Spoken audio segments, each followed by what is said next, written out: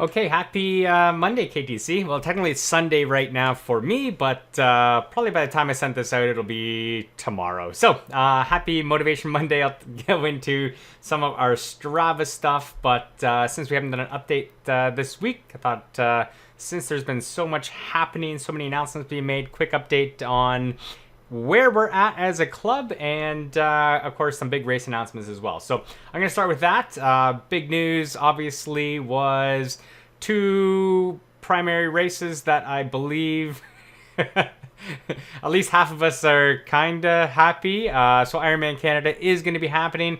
Unfortunately, it's going to be pushed back a month. Now for some of you, this is probably like the best case scenario, because never do you end up with having more time to prepare. So don't squander it. Use it. If you haven't been as diligent as you could up until this point because you really weren't too sure whether it's happening or not, well, at least again you have another month to build towards it. So those of you that are on the Ironman Canada plan, I'm going to be switching around the training blocks a little bit, and we're going to readjust everything to peak out for the end of September as opposed to the end of August. The other good thing, though, that I think will happen with that is there's a lot less chance for forest fires. Hopefully it also won't be 40 plus degrees on that run. So anyway, fingers crossed, hoping that that works out, and hopefully it works out for most of you. The unfortunate news was those of you that were planning on going to Worlds in Edmonton, those have been canceled. Obviously, it seems to make sense in terms of having athletes from all over the world come to Edmonton, but disappointing nonetheless. However, those of you that are still training for Worlds in Bermuda a little bit later on in the fall, still looks like that's a go, so fingers crossed, and we'll see what other races pop up on the calendar.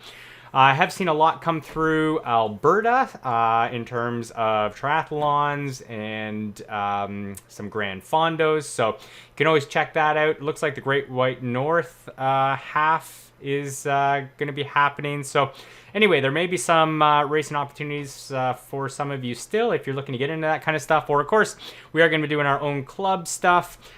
This weekend we did our 5K PB breaker, which I'll talk about in a second. Next weekend, we are heading down to Oliver on the Saturday. The goal is, and I'll make sure I'm super clear this time, the goal is to start at 8 o'clock, so I better be there early, ready, warming up before that, and hopefully we can make a fun day of that as well. Those of you that have signed up, I will be reaching out earlier this week with details, with some course maps, and little communications back and forth as we get closer to Saturday.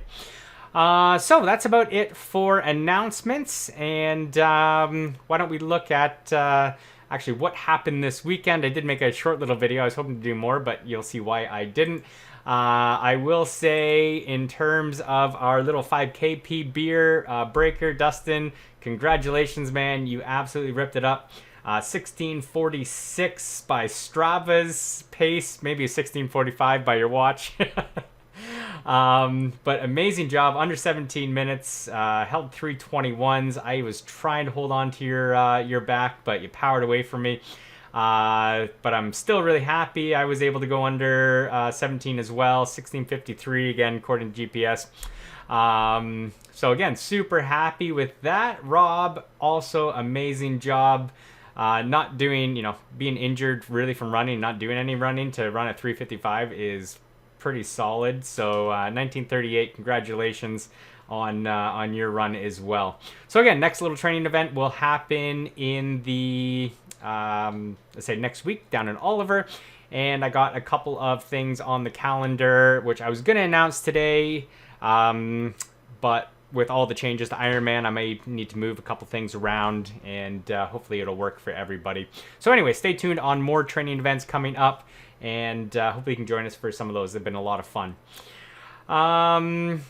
Just looking at this 5K, I'm also moving my way up. Melindy, coming for you. Although you'll probably go off and just rip off a sub 3 minute or something like that. Dustin 11 on that segment, and some crazy fast times. So anyway, it's kind of fun to play around on some of these segments, and that might be some targets as well for the summer to work towards. In terms of this week, it looks like finally, unless Dustin does a stupid long day today, Jason is going to take the leaderboard, sitting at 21 hours, 6 minutes so far. In terms of other times, and again, we'll see how this all plays out. Looks like Julie spent most time in the water, followed by Tara and Ron. On the bike, Jason definitely logged the hours. Matt second, Darren. Running, Dustin's put a lot of running miles in. I know took a little bit of extra time to make sure he's fresh for that hard effort run. And I just got to throw more of those out there. Maybe I'll actually get on top of the leaderboard one of these days. Jason, big run week, and Vanessa, feel very nice. One thing it shows me on the app and not here is the total club activities.